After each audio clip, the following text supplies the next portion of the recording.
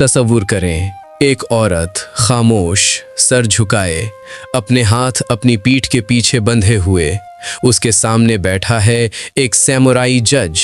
उसकी आंखों में ना रहम है ना हमदर्दी, सिर्फ एक सवाल, क्या तुमने वो काम किया? औरत ने जवाब दिया, हाँ, और बस इस एक लफ्ज ने उसकी जिंदगी बदल दी। अब आप सोच रहे होंगे, इस औरत ने क्या किया था? कत्ल, चोरी, गद्दारी? नहीं, उसने सिर्फ ये किया था कि उसने अपने शौहर को तलाक देने की कोशिश की थी। आज हम बात करेंगे कदीम जापान की उस दुनिया की जहां औरत को इंसान नहीं एक जायदाद समझा जाता था, जहां औरत की गलती सिर्फ औरत होना थी और जहां सजाएं ऐसी थीं जिन्हें सुनकर आज भी रूह कांप जाती है। ये कोई अफसाना नहीं, ये तारीख है और तारीख हमेशा सच बोलती है, चाहे वो सच कितना ही तकलीफ देह क्यों ना हो। कदीम जापान यानी हियान दौर से लेकर एडो दौर तक तकरीबन 794 ईस्वी से 1868 ईस्वी तक एक ऐसा मुआशरा था जहां हर चीज तरतीब से चलती थी। मर्द ऊपर, औरत नीचे। ये तरतीब कोई इत्तेफाक न थी, ये कानून था, मजहब था, रिवायत थी और सबसे बढ़कर ये एक ज़हनियत थी जो सदियों से पाली गई थी। जापानी फ़लसफ़े में ख़ास तौर पर कन्फ्यूशनिज़्म के ज़ेरे असर औरत को 3 इताअतों का पाबंद समझा जाता था। पहली इताअत बचपन में बाप की, दूसरी इताअत शादी के बाद शौहर की, तीसरी इताअत बेवा होने के बाद बेटे की। गोया औरत की पूरी जिंदगी में एक भी लम्हा ऐसा न था जब वो अपने आप की हो सके। सैमुराई तबके में औरत को ओकू सामा यानी अंदर वाली कहा जाता था, यानी वो घर के अंदर रहने वाली जिसे बाहर की दुनिया से कोई वास्ता नहीं। इसका काम सिर्फ 3 था, बच्चे पैदा करना, घर संभालना और खामोश रहना। लेकिन ये सिर्फ ऊंचे तबके की बात नहीं थी। किसान तबके में भी औरत की हैसियत मवेशी से ज्यादा न थी। वो खेतों में काम करती, बच्चे जनती और अगर शौहर को लगता कि वो काफी कारआमद नहीं तो उसे एक लकड़ी के टुकड़े पर लिखकर तलाक दे दी जाती थी। इसे मिकुदारी हान कहते थे, यानी 3 और आधी लाइनें। बस औरत की पूरी जिंदगी 3 लाइनों में खत्म।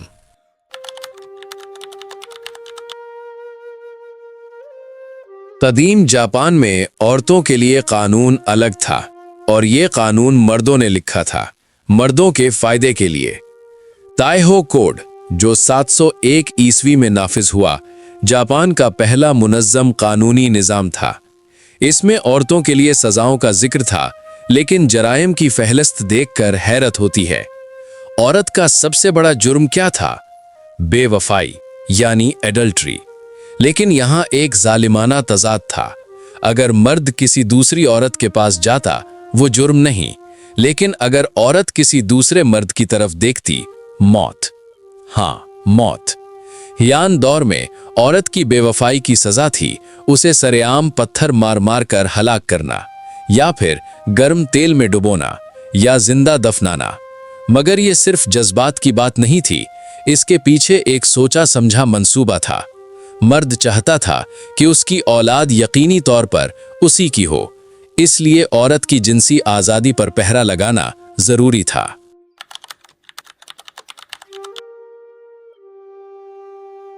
अब हम आते हैं इस मौजू के सबसे तारीख हिस्से की तरफ और मैं चाहता हूं कि आप इसे समझें, ना कि सिर्फ सुनें। पहली सज़ा तताकी या कोड़े। एडो दौर में जापानी अदालती निज़ाम गोनिन गुमी कहलाता था। 5 घरानों का एक ग्रोह जो एक दूसरे की निगरानी करता था। अगर किसी घर की औरत ने कोई बदतमीजी की, मसलन शौहर को जवाब दे दिया या घर से बगैर इजाज़त निकली, तो पहली सज़ा थी कोड़े। कोड़े भी सरेआम लगाए जाते थे ताकि दीगर औरतें देखें और इबरत हासिल करें। दूसरी सज़ा जलावतनी और यूजो।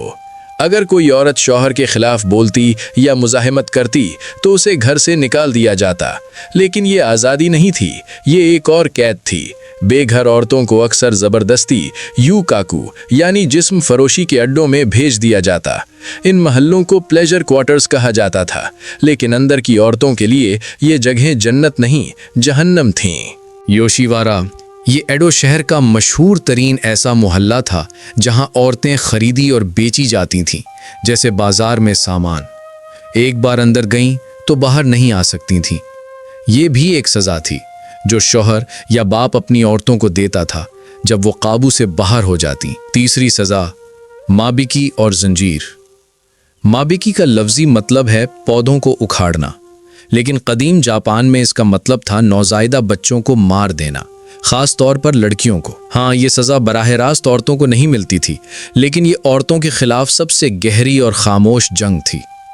गरीब ख़ानदानों में लड़कियों को बोझ समझा जाता और उन्हें पैदा होते ही मिट्टी में दबा दिया जाता, और जो जिंदा बचतीं उन्हें बचपन से ही रस्सियों से बांधकर अदब सिखाया जाता। चौथी सज़ा मिज़कुरा, अपने आप को मौत। सबसे खौफनाक सज़ा वो थी जो अपने हाथों से दी जाती थी, खुद को। समुराय ख़ानदानों में औरत की इज्जत उसकी सबसे बड़ी पहचान थी। अगर दुश्मन ने घर पर हमला कर दिया या शौहर ने उसे बेइज्जत समझ लिया तो औरत से तवक्को की जाती थी कि वो जिगाई करे, यानी खुद अपने गले पर छुरी चलाकर मर जाए। ये सज़ा नहीं थी, ये एजाज़ था, ये रिवायत थी।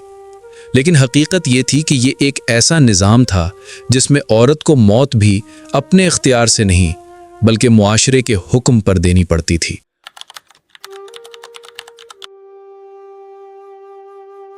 अब यहाँ एक अहम सवाल आता है, और ये वो सवाल है जो अक्सर लोग पूछना भूल जाते हैं। ये सब क्यों होता था? कौन सी सोच थी जो इन सज़ाओं को जायज़ ठहराती थी? इसका जवाब है मजहब और फ़लसफ़ा। बुद्ध मत के इब्तदाई जापानी वर्जन में औरत को नजिस समझा जाता था। एक कदीम बुद्धमती तहरीर में लिखा था कि औरत 5 रुकावटों का शिकार है, यानी वो बुद्ध, इंसुल, ब्रह्मा, राजा या चक्रवर्ती राजा नहीं बन सकती। ये अल्फाज सिर्फ फ़लसफ़े तक महदूद ना रहे, इन्होंने माशरती कानून की शक्ल इख्तियार कर ली। शिंटो मजहब में भी औरत के जिस्म को माहवारी की वजह से नापाक समझा जाता था। मुक़द्दस मकामात पर औरतों का दाखला मना था। कुछ पहाड़ों पर तो हज़ारों साल तक औरतों को जाने की इजाज़त न थी, और ये पाबंदी 2002 तक जारी रही, जब अक़वाम मुत्तहिदा ने मुदाखलत की। कन्फ्यूशियन फ़लसफ़े ने सबसे ज़्यादा असर डाला। इसमें औरत को मर्द की मिल्कियत करार दिया गया, और मिल्कियत को क्या हक़ है कि वो बगावत करे।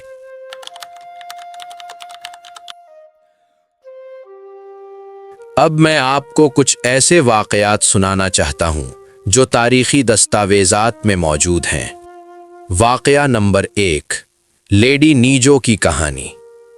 1307 ईस्वी, हियान दौर का आखिरी हिस्सा। लेडी नीजो एक खूबसूरत और ज़हीन औरत थीं जिन्होंने अपनी सवाने हुमरी टोवाज़ू गतारी में अपनी ज़िंदगी खुद लिखी। उन्होंने लिखा कि उन्हें बार बार मर्दों की ख्वाहिशात का शिकार होना पड़ा, और जब उन्होंने मुज़ाहिमत की तो उन्हें शाही दरबार से निकाल दिया गया। बेघर, बेआसरा, एक राहिबा बनकर जापान की सड़कों पर भटकती रहीं। उनका जुर्म, उन्होंने ना कहा था। वाक़या नंबर 2, ईडो दौर की तलाक का अलमिया। ईडो दौर में एक औरत ने अदालत में दरख्वास्त दी कि उसका शौहर उसे मारता है। अदालत का फैसला, शौहर को मुआफ़ कर दिया गया। औरत को हुक्म दिया गया कि वो अपने शौहर की अच्छी तरह खिदमत करे ताकि वो गुस्से में ना आए। ये वो दौर था जब औरत की शिकायत काबिल समात नहीं थी। वाक़या नंबर 3, आओकी गहारा का राज। आपने आओकी गहारा जंगल का नाम सुना होगा, जापान का मशहूर खुदकुशी का जंगल। लेकिन बहुत कम लोग जानते हैं कि कदीम जापान में इस जंगल को ऊबा सूते की जगह के तौर पर भी इस्तेमाल किया जाता था। ऊबा सूते का मतलब है बूढ़ी औरतों को जंगल में छोड़ आना ताकि वो वहीं मर जाएं। जब औरत बूढ़ी हो जाती या बीमार या बेकार तो खानदान उसे इस जंगल में ले जाकर छोड़ आता। भूख, सर्दी और तन्हाई से वो मर जाती। ये सजा नहीं थी, ये फितरी अंजाम कहलाता था।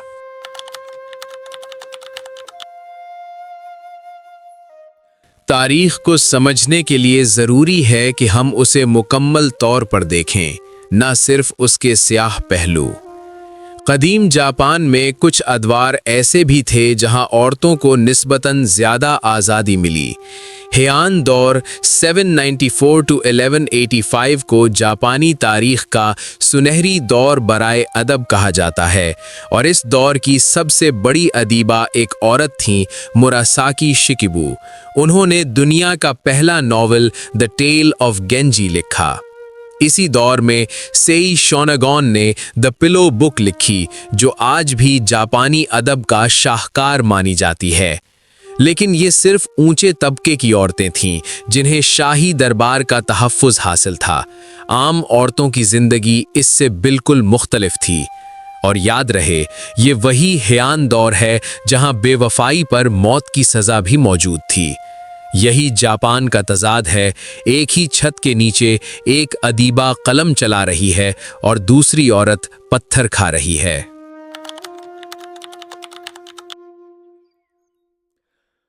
लेकिन क्या औरतें चुप रहती थीं? नहीं। तारीख में कुछ ऐसी औरतें भी हैं जिन्होंने इस जालिम निज़ाम के खिलाफ आवाज उठाई, अपनी जान की परवाह किए बगैर। तोमो गोजन, ये 12वीं सदी की एक खातून जंगजू थीं जो सैमुराई की तरह लड़ती थीं। तारीखी रिवायात के मुताबिक वो 1000 मर्दों के मुकाबले में अकेले लड़ने की सलाहियत रखती थीं।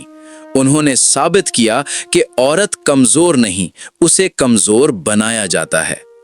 नाकानो ताकेको 1868 की बोशिन जंग में ये औरत एक भाले से लड़ते लड़ते शहीद हो गईं। उन्होंने मरने से पहले अपनी बहन से कहा, मेरा सर दुश्मन के हाथ ना आने देना, और बहन ने अपनी हाथों से बहन का सर काटा और मंदिर में दफन कर दिया। ये भी जापान है, इतना ही हकीकी, इतना ही तकलीफ दे।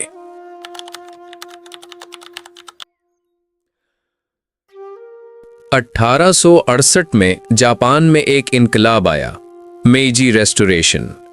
जापान ने मगरबी दुनिया से सीखना शुरू किया, कानून, साइंस, तालीम और मुआशरत। आहिस्ता आहिस्ता औरतों को कुछ हुकूक मिलने शुरू हुए। लड़कियों के लिए स्कूल खुले, कानून में औरतों को कुछ तहफ़्फ़ुज़ मिला। लेकिन ये तब्दीली इतनी आसान न थी, क्योंकि सदियों की सोच एक कानून से नहीं बदलती। 1945 के बाद जब जापान ने जमहूरियत अपनाई, तब जाकर औरतों को वोट का हक मिला। वोट का हक 1945 में, यानी हम जब ये सुन रहे हैं इस वाक़ये को अभी सिर्फ 80 साल हुए हैं। ये बहुत पुरानी बात नहीं।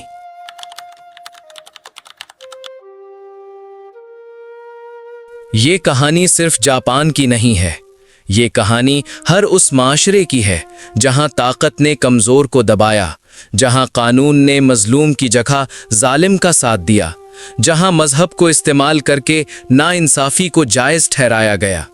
लेकिन ये कहानी इसलिए भी ज़रूरी है क्योंकि इसमें मज़ाहिमत भी है, आवाज़ भी है और तब्दीली भी है।